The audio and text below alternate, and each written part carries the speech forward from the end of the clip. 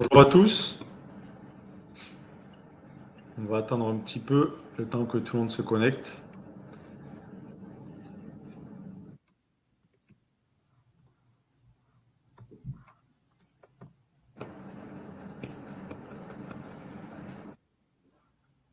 Est-ce que vous nous entendez bien? Vous nous voyez bien?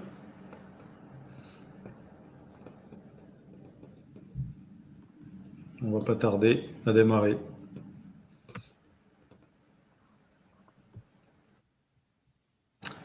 Ah, Ok, cool. super. Allez, on va commencer. Bonjour à tous. Alors, on va afficher quelques petites slides voilà, pour se présenter.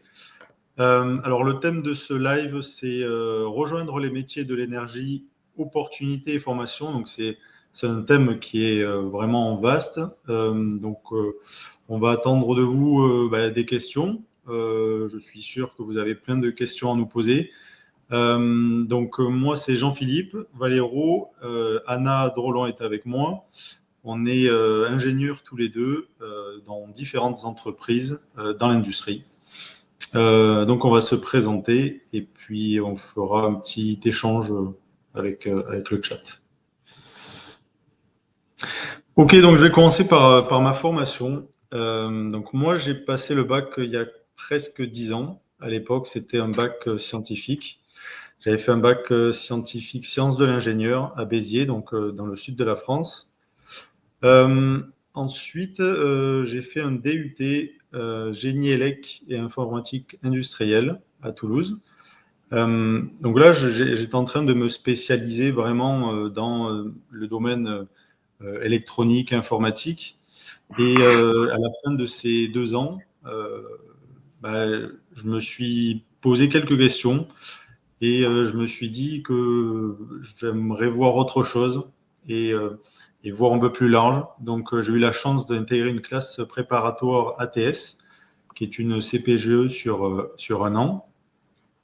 Donc, on a un formidable système éducatif en France quand même qui nous permet de prendre plusieurs chemins pour arriver à plein de formations différentes. Donc, c'est la chance qu'on a.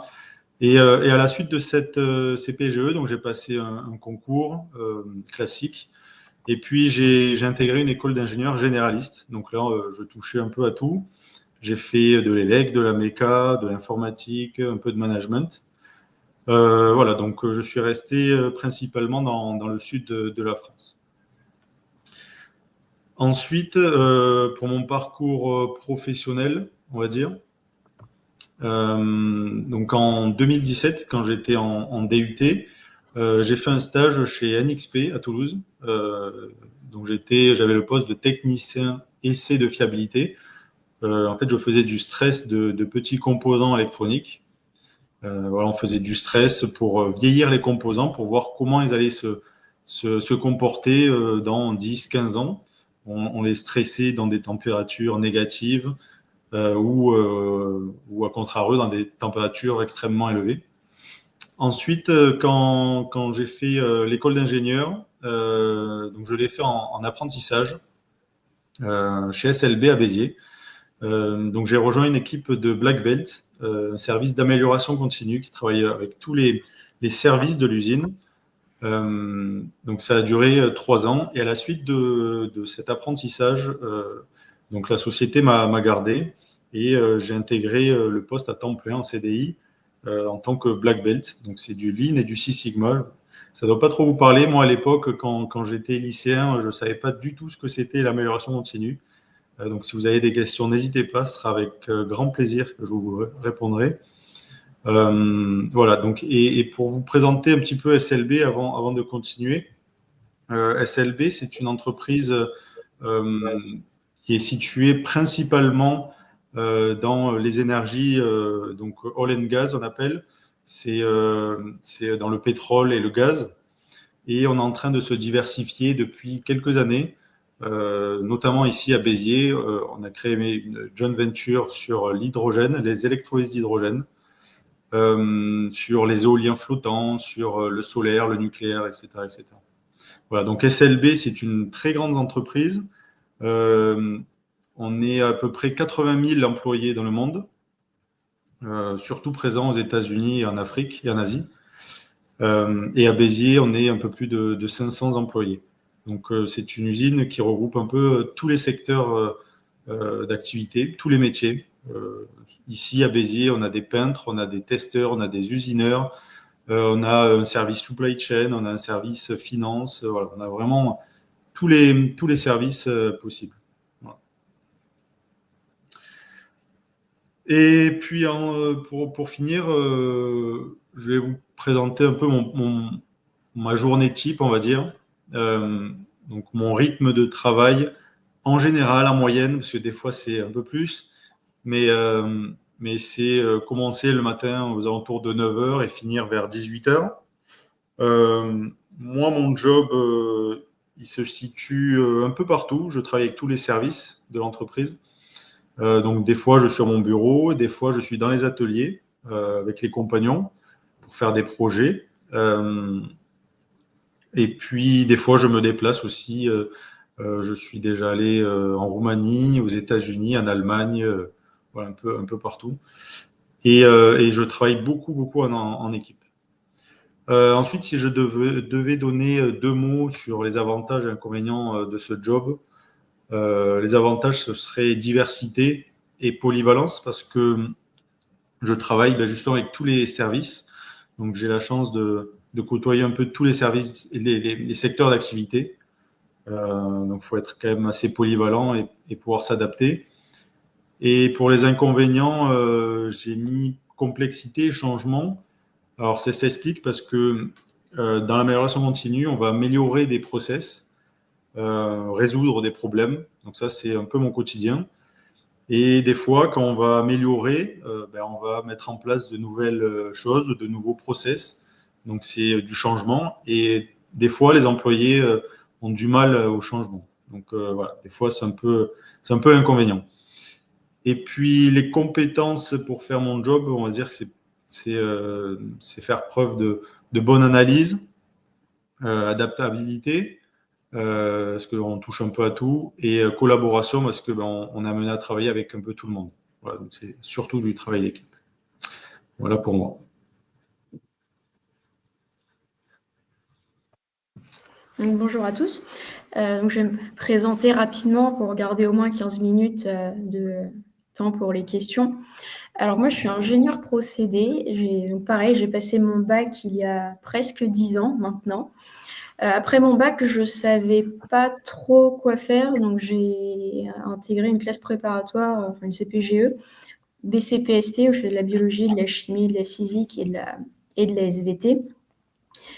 Et au bout de la première année, je savais toujours pas trop quoi faire. Et deuxième année, j'ai commencé à cibler les écoles où on faisait plus où j'aurais pu garder des matières que j'aimais bien, donc comme la chimie, la physique et les maths. Donc j'ai choisi d'aller à l'École nationale supérieure des industries chimiques à Nancy, où j'ai passé 2 ans,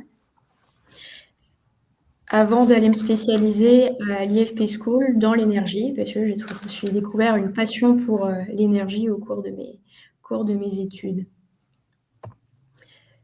Hop.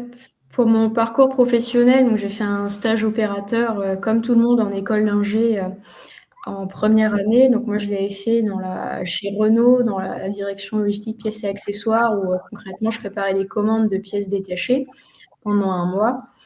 Et ma formation de spécialisation en énergie et procédés est une formation que j'ai faite en apprentissage chez Technip Energies où je travaille encore aujourd'hui. Donc j'ai fait 2 ans d'apprentissage en alternant entre des périodes entreprise école dans le département raffinage, donc raffinage du pétrole.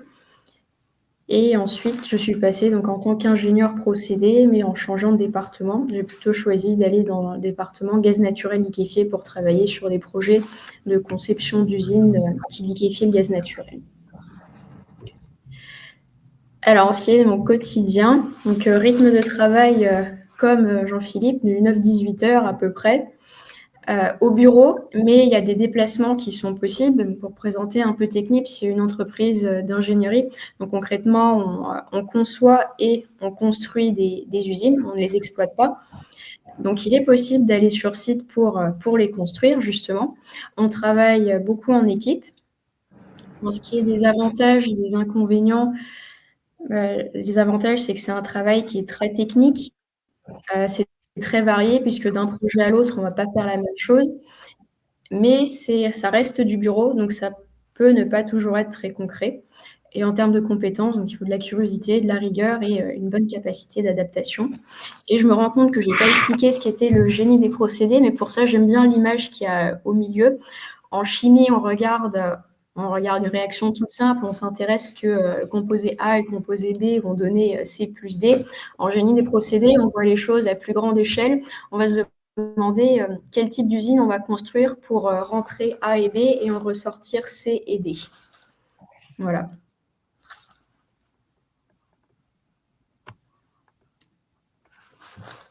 Bon, je pense qu'on va passer à la phase de questions. Allez, on a déjà 2 questions. Une pour toi, Anna.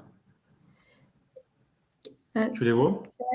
Ouais, alors vous dites que vous avez découvert une passion pour l'énergie. Qu'est-ce qui a été l'élément déclencheur? Oui, alors l'élément déclencheur, c'était un cours que j'ai eu en école d'ingénieur à Nancy. C'était un ingénieur qui travaillait chez Total qui est venu nous faire un cours sur ce qu'il faisait dans son usine et j'ai trouvé ça absolument génial de voir tous les produits qu'on pouvait obtenir à partir du raffinage du pétrole. Donc je me suis dit, tiens, ça c'est intéressant. Mais après, je me suis dit, le raffinage, c'est bien, mais j'aimerais bien aussi voir l'aspect transition énergétique. Et puis l'énergie, c'est au centre de tout. Finalement, sans énergie, on ne fait rien. Et voilà, c'est passionnant. Puis il y a plein d'enjeux différents. Il y a le côté technique et puis il y a le côté challenge aussi, parce qu'il y a la transition énergétique. Et il y a des aspects géopolitiques. Enfin, vraiment, ça regroupe plein de côtés différents. Donc on ne s'ennuie pas. Alors, quel genre d'usine vous construisez? Donc, on ne construit pas d'usine. Par contre, moi, je travaille dans une usine.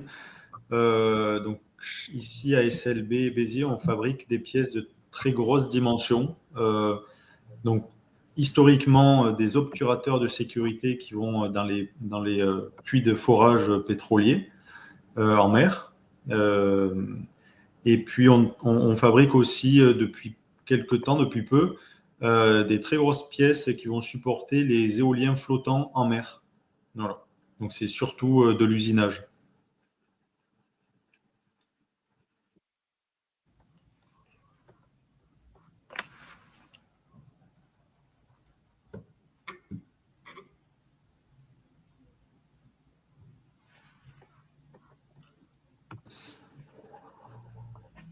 Après, pour continuer, à Béziers, on fait aussi, on est en train de travailler sur un très gros projet autour de l'hydrogène. Tout à l'heure, je vous en ai parlé. On est en train de fabriquer des stacks à hydrogène décarboné. Donc, on est en partenariat avec le CEA, donc c'est l'État qui a pour l'heure une 50aine de brevets. Donc voilà, et tout ça, ça va se faire d'ici 2 ans. Attends, il y a une nouvelle question. Est-ce que les études d'ingénieur sont aussi exigeantes que des études de médecine d'après vous? Tu veux commencer? C'est pas pareil, c'est un peu différent, je dirais. Alors moi, j'ai des amis qui sont médecins, donc je connais un petit peu, ils m'en parlent, ils m'en ont parlé souvent. Un des deux est chirurgien, il a fait 12 ans d'études. C'est beaucoup de par cœur, c'est très dur. Les études d'ingénieur, je dirais que c'est quand même un peu moins compliqué, mais par contre, c'est beaucoup plus technique, on va dire, dans le sens où il y a plus de mathématiques. Voilà. Mais bon, les deux restent quand même exigeantes. Après, pour les études d'ingénieur, il y a différentes voies. Tu peux passer ou pas par une classe préparatoire. Il y a les classes prépa intégrées et c'est moins long quand même que les études d'ingé. Ouais, c'est sûr. Quelle heure de cours aviez-vous en école d'ingé? Alors ça dépend beaucoup de l'école d'ingé dans laquelle tu vas, si elle est spécialisée ou si elle est plus généraliste. Après, tu peux aussi choisir tes cours en fonction des options que tu prends. Alors, pour ma part, donc comme je faisais du génie des procédés, j'avais beaucoup de cours sur la thermodynamique, sur des logiciels de simulation qu'on peut utiliser pour simuler les usines. J'avais aussi des cours sur les différents équipements qu'on trouve dans une usine, les colonnes, les pompes, les échangeurs, pour citer quelques exemples. Donc c'est très varié. Ouais, après, ça varie aussi en fonction de l'école.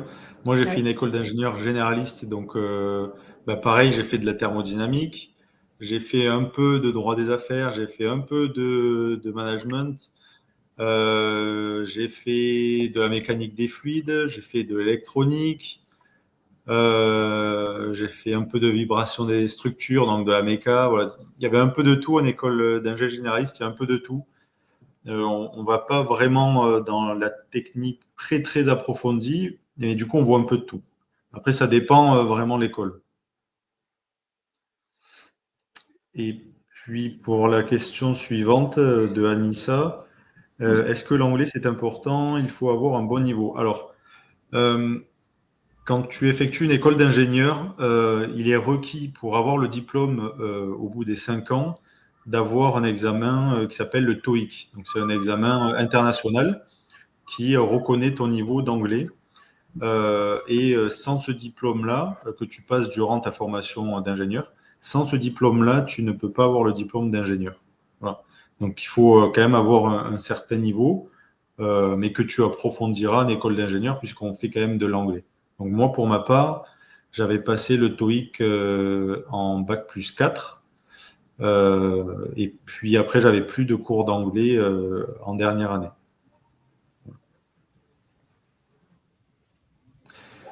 Ouais, puis Mais c'est important.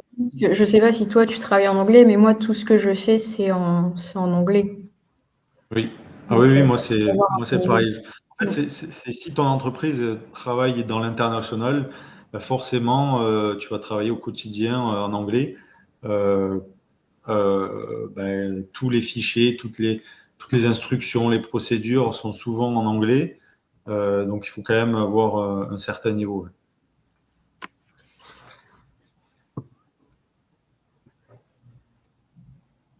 Mais après ça se travaille, hein. Enfin, par rapport entre le lycée et ton entrée dans la vie professionnelle, il y a un moment quand même. Oui. Bon, là où j'ai le plus appris, c'était en classe prépa. Parce qu'on faisait des heures de colle qu'on appelle entre midi et deux, où on parlait justement en anglais avec le prof. Et le fait de le parler, c'est là où on apprend le plus. Donc voilà, c'est après le bac que moi j'ai beaucoup progressé. Parce qu'au bac, c'était pas trop ça, j'étais vraiment moyen.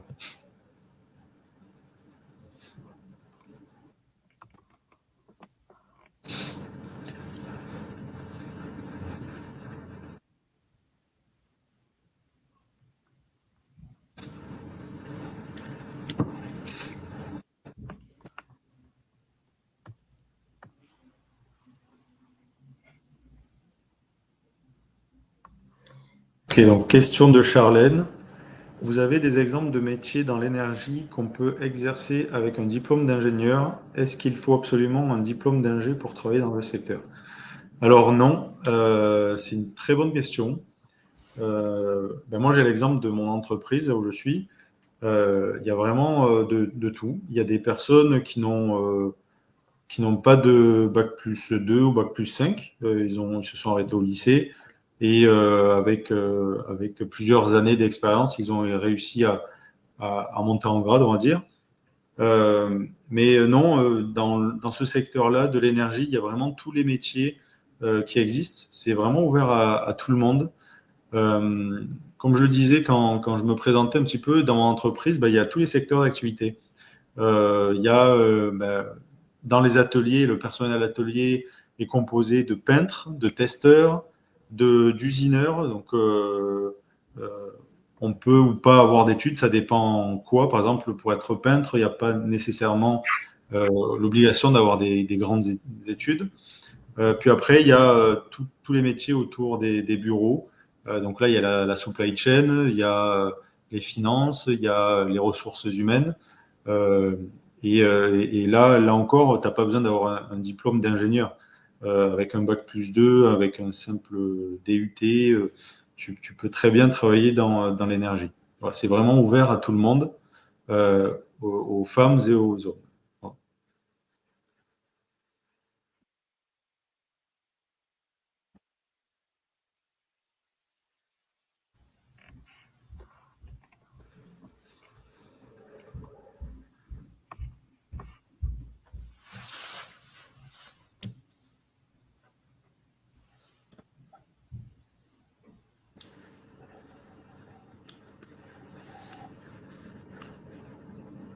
Question, ça recrute plus qu'ailleurs dans l'énergie? Ah, ça, je ne sais pas, on n'a pas les chiffres.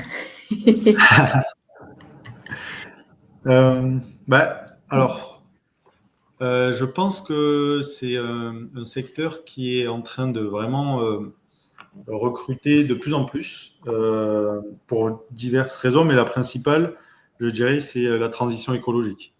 Par exemple, dans mon entreprise, on est en train de se diversifier depuis 4-5 ans, donc autour de l'hydrogène, autour de l'éolien flottant. Et grâce à cette diversification, on est en train de créer une deuxième usine à Béziers. Donc les travaux vont pas tarder à commencer et la fin est prévue en 2027. Donc ça va impliquer du recrutement. On va avoir besoin de main-d'œuvre. Donc là, les premiers chiffres qui nous sont tombés, c'est que d'ici 2030, on va devoir recruter environ 2000 personnes à Béziers. Donc c'est vraiment énorme. Et encore une fois, là aussi où on se diversifie dans les éoliens flottants, c'est en train de prendre tellement d'ampleur qu'on est obligé d'agrandir notre usine à Béziers. Et on a commencé des travaux depuis quelques mois pour agrandir et ajouter des machines robotisées, etc. Donc SLB a investi massivement 80 millions de dollars à Béziers pour agrandir l'usine. Et là aussi, ben, on va devoir recruter beaucoup de personnes. Donc je dirais que quand même, oui, ça recrute beaucoup dans l'énergie et de plus en plus dans le futur.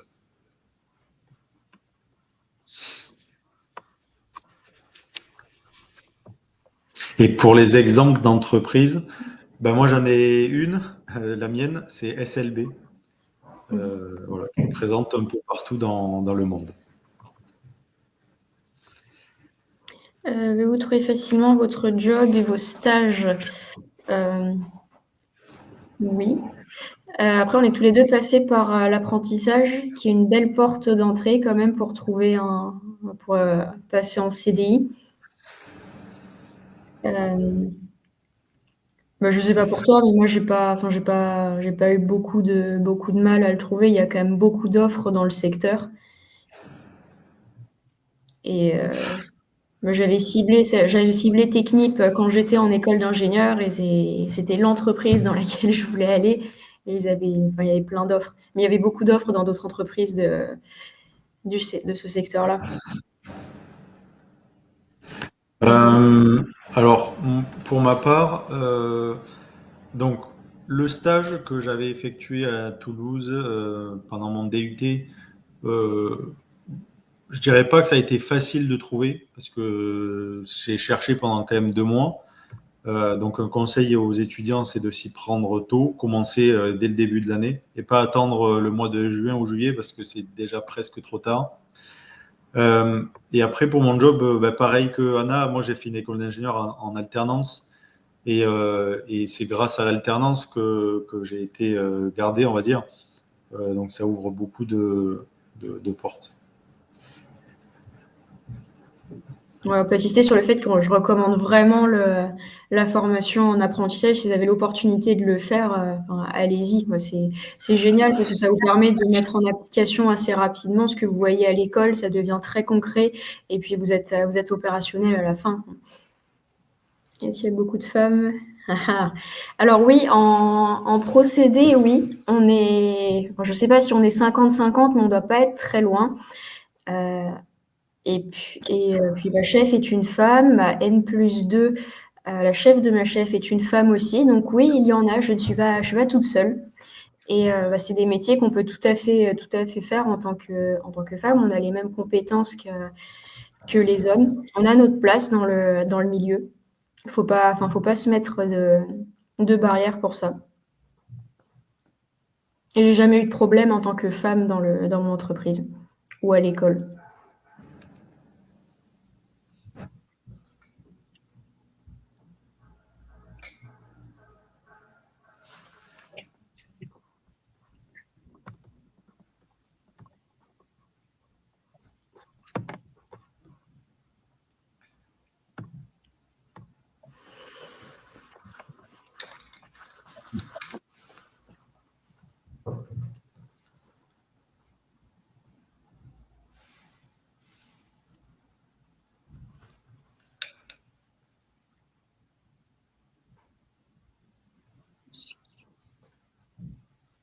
Bon, je pense qu'on arrive à la fin.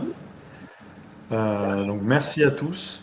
Euh, et si vous avez des questions qui vous reviennent un peu plus tard, je reste disponible sur LinkedIn si jamais.